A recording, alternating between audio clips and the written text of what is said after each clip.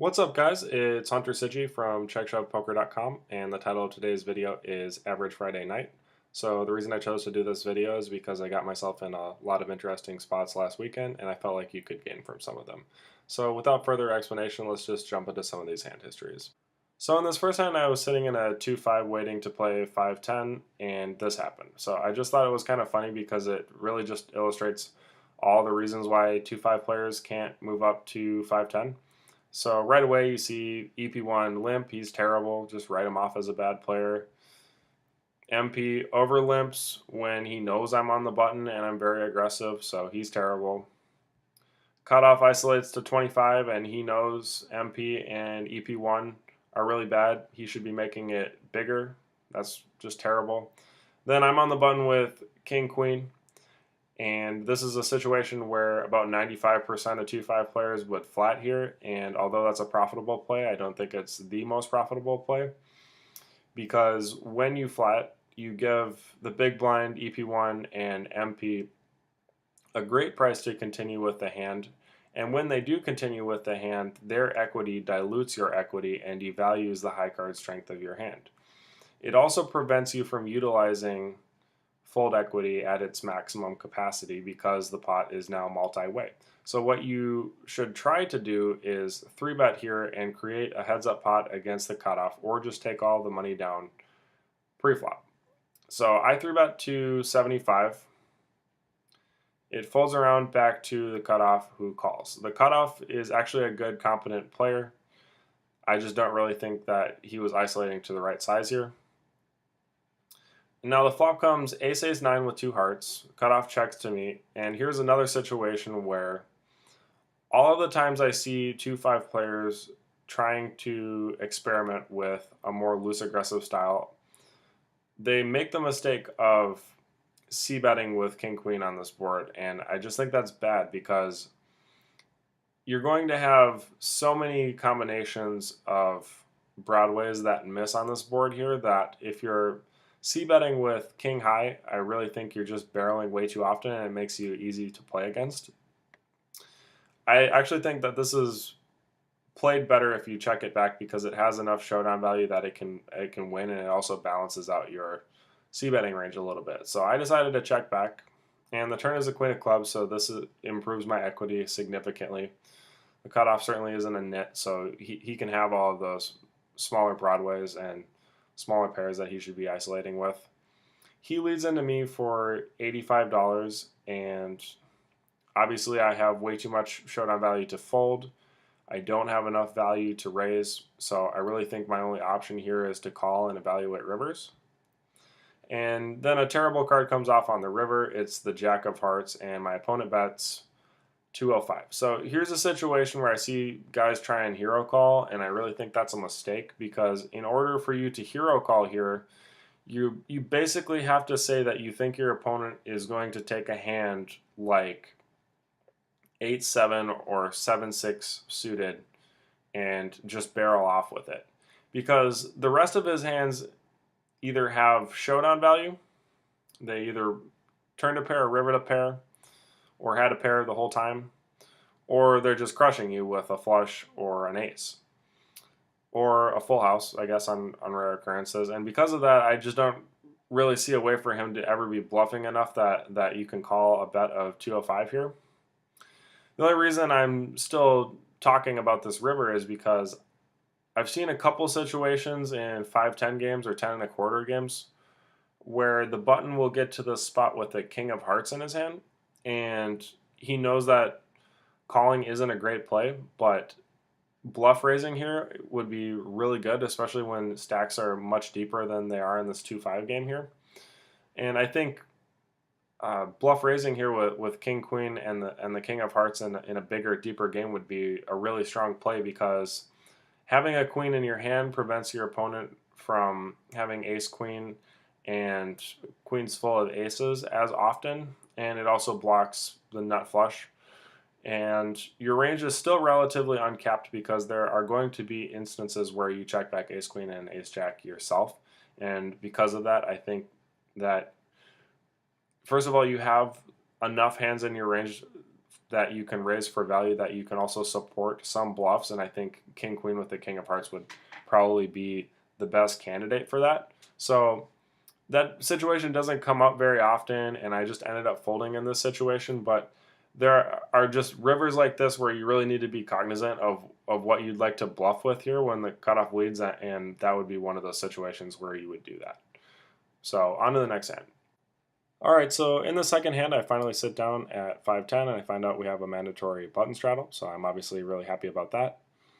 It ends up folding around to MP, who limps, and I look down at kings, and kings are always awesome, but they're even better when it's your first hand, because I think a lot of people have a psychological bias toward not believing you the first hand that you're dealt in, especially when they perceive you to be a very aggressive player like I am. So because of that, I'm planning on value betting a little bit more aggressively than I normally would. So I go ahead and ISO to 125, totally standard, and the cutoff and button call. We go three-way to a flop of Queen Jack 4 with 2 hearts. And here's a situation where I see a lot of my students try and check and induce a stab or check and pot control or whatever it may be. What they don't realize is that if you're playing a good aggressive style on this board, you're going to be following through with the majority of your flush draws, 10-9, Ace King with the Ace of Hearts, Ace 10 with the Ace of Hearts. You have plenty of stuff that you're semi-bluffing with on this board, and because of that, I think it's important to also follow through with all of your big hands, because this board is so dynamic and it just helps you to balance out your overall range. So I think trying to check and induce a bluff here is or a lighter value bet is really just a mistake here, and playing ABC poker is probably better off overall. So I go ahead and bet 300. Notice the size, it allows me to get stacks in by the river. That's another thing that I see smaller stakes guys make the mistake of doing. They just bet too small and they don't realize that you have 250 big blinds to play with here. So cutoff ends up calling, button folds, and the turn is a 7 of clubs. Here's another situation where I see guys try and check and induce here. On a board like this, you really don't need to do that, because your opponent is going to continue with all of his queens and jacks and all his 10-9s and hearts again for a second street. And it's also not like, an average player is going to be floating with a hand like ace-10 intending to stab the turn. I just don't see people that are that aggressive in games like this. So I just go ahead and bet 700 again. Cutoff calls, totally standard.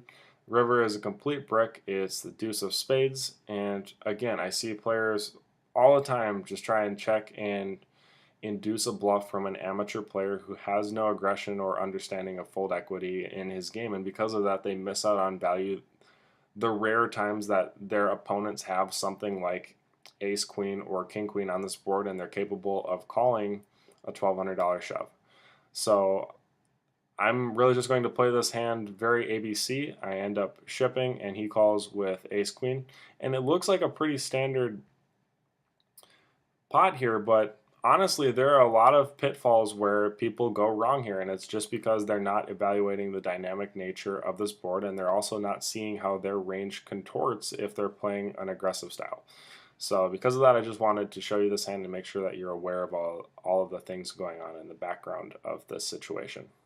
Okay, so in this third hand, we took the straddle off because a couple of people went broke, and it ends up folding to me. I have ace-10 of spades here. And if you look at optimal opening ranges, ace-10 of spades is right on the cusp of what you should be opening from middle position. This situation swung it toward opening because the hijack, cutoff, and button were not the kind of players that were going to 3-bet me or try and put me in a difficult situation. And a small blind and big blind were a fish. So because of that, I feel like opening ace-10 suited is totally fine here. I don't deviate my pre-flop strategies that much, but this is one of those spots where it's a little bit cuspy, and I just want you to be aware of that. So I open to 35. Button ends up calling. Small blind calls, big blind calls. We go 4-way to a flop of jack 9-5 with 2 spades. Small blind and big blind check, and here I see a lot of guys check the nut flush draw because they don't want to play a big pot against one of these players. And I think that's a mistake, because if you're going to follow through with other hands here like top set, middle set, bottom set, aces, kings, queens, a hand like ace jack, you have to have some kind of bluffing range here, even if there are 3 players in the pot. And I think Ace ten of spades is a great hand because you have nut flush draw, an overcard, and a backdoor straight draw. So if you had to kind of pick a hand here that has a ton of equity that you'd also be opening with, that'd be one of them. That's like a premium candidate to be bluffing with. So because of that, I think it's important to just go ahead and fire. I fire a little bit bigger, 125, is because in this situation, I'd normally be trying to play for stacks with all those other value hands that I listed. So I get 2 folds, and then I get a little check raise to 300. And back when I was trying to be a very aggressive player and I didn't have all of this stuff figured out yet, I would often 3-bet the flop here. And what I didn't realize was that 3-betting the flop here is great when you're 100 big blinds deep. So if you had 1,000 to play with, that would be a really strong play with ace 10 of spades. But as you start playing deeper games, you realize that that's a huge mistake because it will often expose a huge portion of your stack, and you could be forced to fold really big equity like we have here. So if we were 5K deep and I went and 3-bet this flop to 900, I would have to fold if somebody shipped it on me, and I don't really want to have to fold all of that equity, especially when there's so much more playability left in the hand. So because of that, I decided to just call here, and that's definitely the best option. The turn is the king of diamonds. The big blind bets 400 again. He does not have a range of hands on this turn that he's folding to a shove. So even though you picked up a gut shot to go with your flush draw and your overcard, nobody has a range of hands that they're going to fold after they bet 400 here when they have 1,300 left. So don't fall for that. That's another situation where being overly aggressive can really cost you. Go ahead and call, just take your equity and continue. So I call.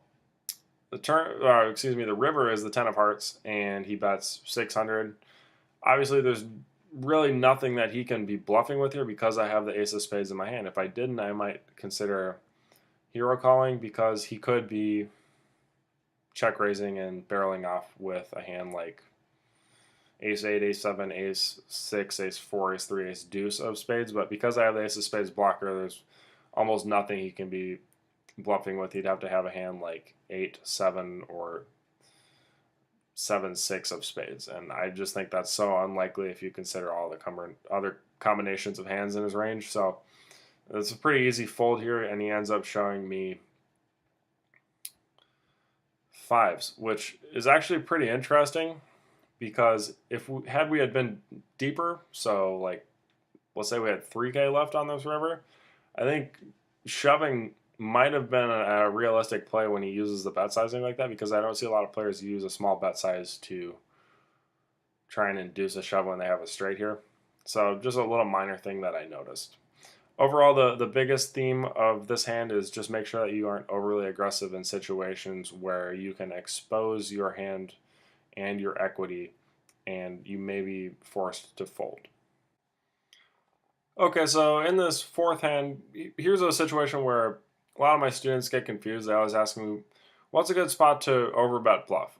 This is a perfect example of this. So I'm just going to break down the whole hand and really provide you with the best context possible of what's going on here and show you why overbetting is just the best play ever in this spot. So folds to me in hijack, I open ace jack of spades at 35, totally standard. Cutoff flats. Cutoff is the kind of guy that's going to flat a little bit too wide. He's a competent player, but he just has too many flats in his range. So all the weaker broadways like king 10, queen 10, jack 10, he's got too many suited connectors, too many suited gappers, too many suited aces that he's not 3-betting with.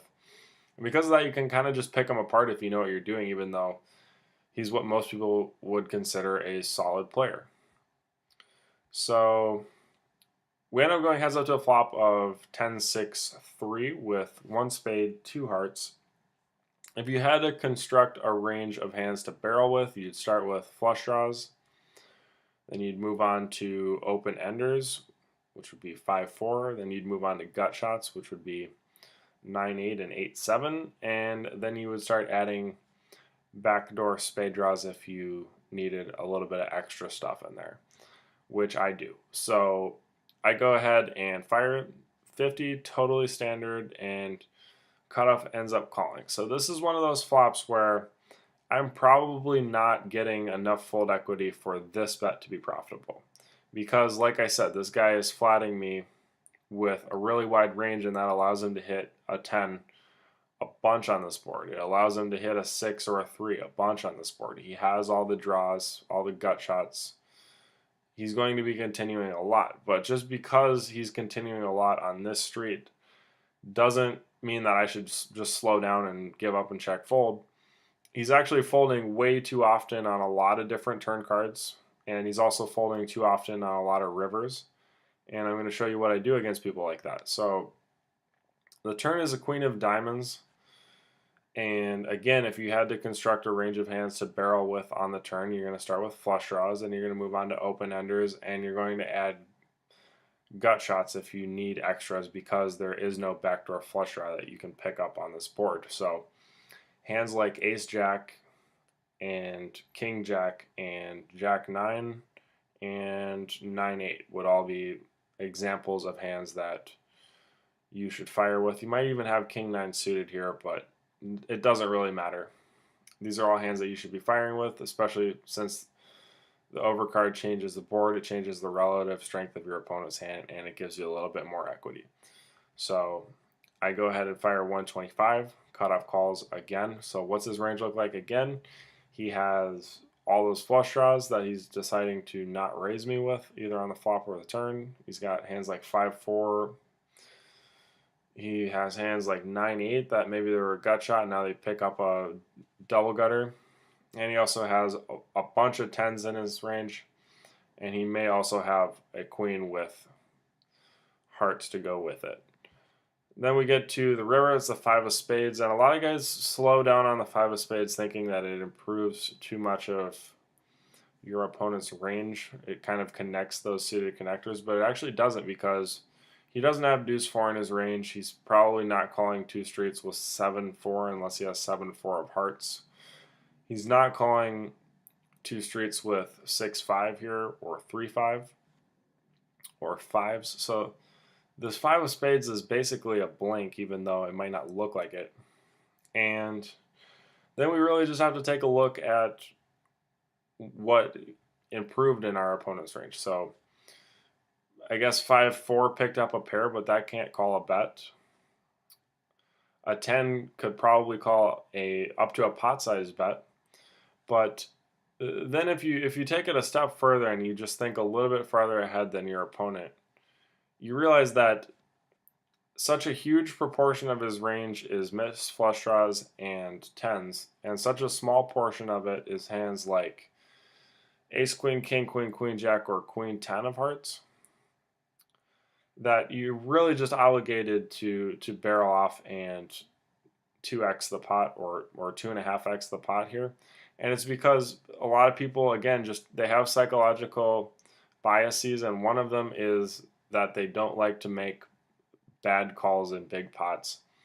And because of that, you can often put them to the test, especially if they don't have another buy-in in their pocket. So I go ahead and make it 1100, and he snap folds here. And this is just a situation where this guy is folding 90% of his range here when I bet 1100, and I think he's calling with like 90% of his range when I bet 300. And I just felt like the contrast really shows why overbetting works, but only in specific situations like this against players that flat too often. Okay, so in this fifth hand, here's something that a lot of people miss about certain board textures. So I open kings under the gun, cutoff ends up flatting, and then the button overcalls. The button is Tice Storms. He's a European player that's very good, very intelligent, and all of his ranges are very balanced. So keep that in mind going forward in this hand. Flop is 8-6-4. I go ahead and bet for value, cutoff folds, and button calls. Now, the thing that I want you to notice about this board is that I would fold an overpair here pretty much 100% of the time, unless I had a very, very specific read that my opponent was capable of doing something crazy. And people say, why would you fold an overpair on this board when you're not folding on other very similar boards? And the reason is this exactly. When a board has exactly two single gaps in it, 8-6-4, or a hand like or a flop like 9-7-5, basically every single suited connector flopped a piece that can continue. So 9-8, 8-7, 7-6, 6-5, 5-4, 4-3. All have a pair and a gut shot and outs to two pair. And all of the suited gappers like 9-7 and 8-6 and 7-5 and 6-4 and 5-3 all have the same thing. The mistake that a lot of people make is that they don't take hands like 9-7 or 5-3 or pairs and gut shots and turn them into bluffs here, because they're taught to not turn a hand with showdown value into a bluff. So they just call with 7-6. Now, there's nothing wrong with calling with 7-6 as long as you're not going to raise two pair or a set here.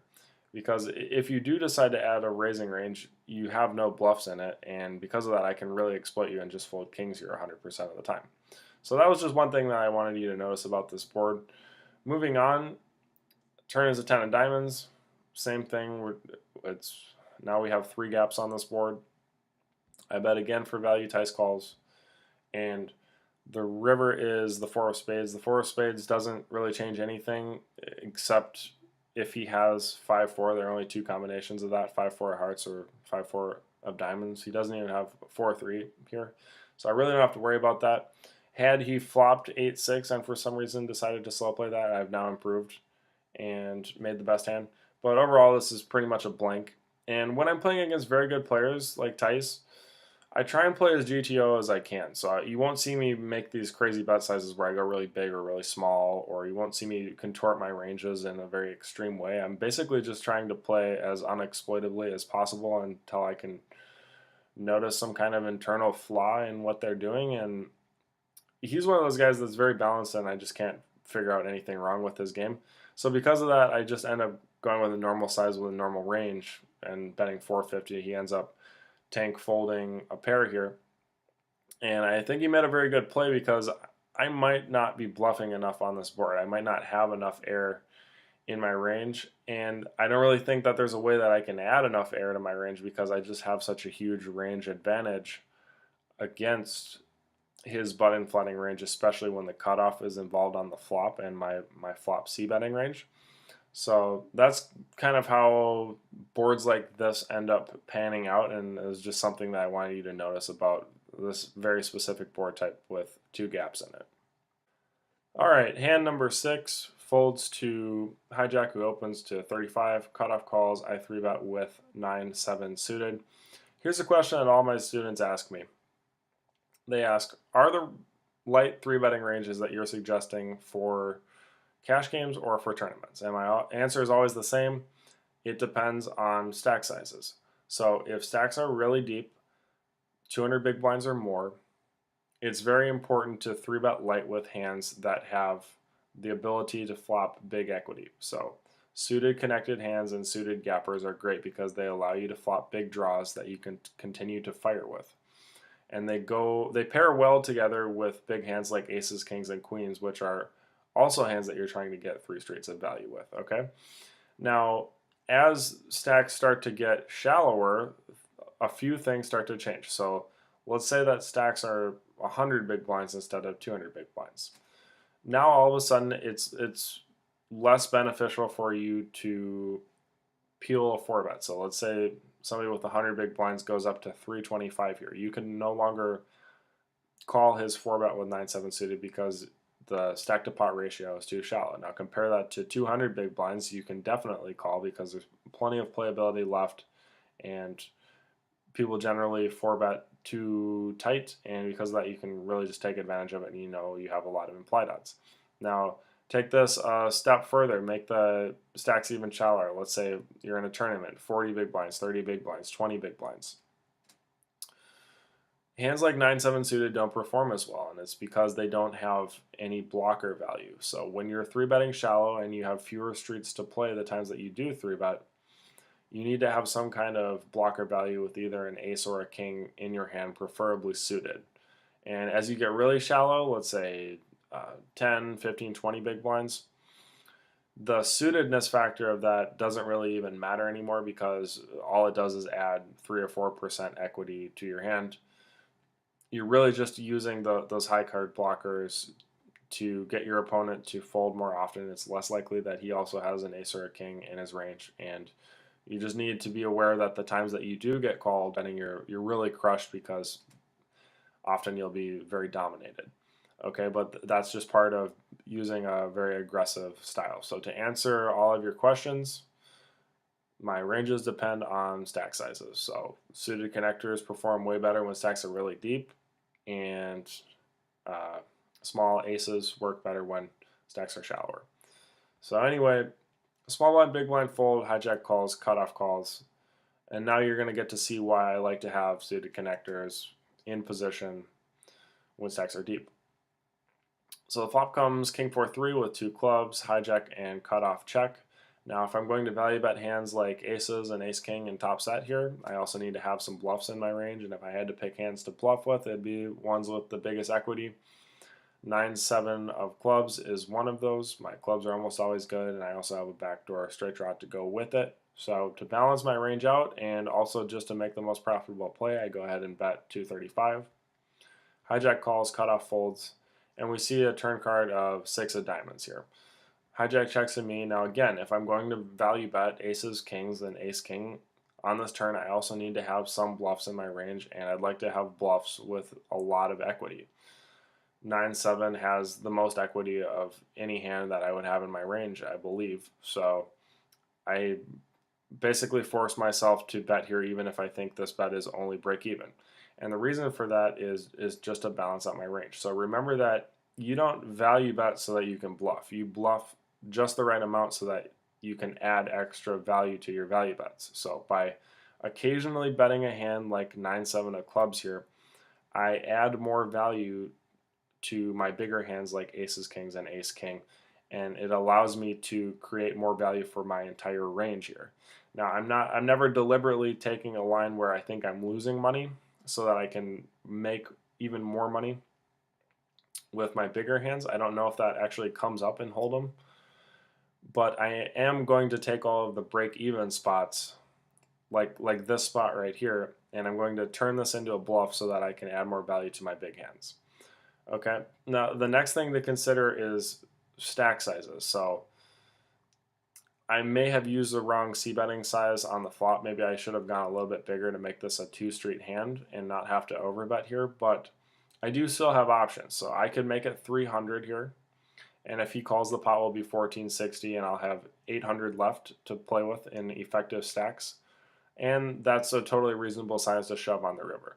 The other option is to overbet here with my entire range, and I think that ends up working out better because it adds a little bit more fold equity the times that I have 9-7, so it gives me an opportunity to get hijack to fold a hand like queens or jacks or tens. Where if I bet 300, he might not fold, and then he might also get sticky on the river. And overall, I just think that there are some cards on the river that can get a little bit confusing. So a deuce, a 5, a 7. This play by just overbet shoving the turn simplifies all of that, and it makes it much easier to play. So I end up shoving, he folds, and I'm really happy with the way that I'm constructing my range here. So that kind of wraps up the video, and I hope you guys gained some things from what I had to say today. I know this is kind of a slew of a bunch of different hand types, but this is kind of an average Friday night for me, and this is kind of how things go down. So I hope you guys gained something from this. Please comment below and give me your feedback, because I just want to continue to provide the best coaching that I can. So as always, make sure that you guys run good, have fun, and constantly look for ways to improve.